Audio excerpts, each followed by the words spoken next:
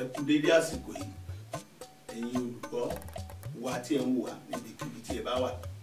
Èyí ni ìkànnì Muinet TV. Ẹ máa rí àwọn àgbékalẹ̀ èdè Yorùbá láti ọwọ́ Muinet Entertainment tí a pè àkọlé rẹ̀ ní Yorùbá máa sọ pé.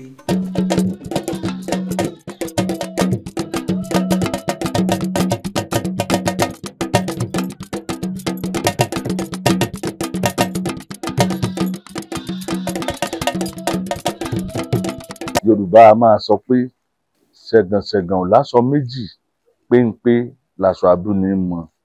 A máa ń fi ọ̀rọ̀ yìí ṣe ìkìlọ̀ fún àwọn tó bá ń bani jẹ́ wípé ayé wọn ò kì í lójú.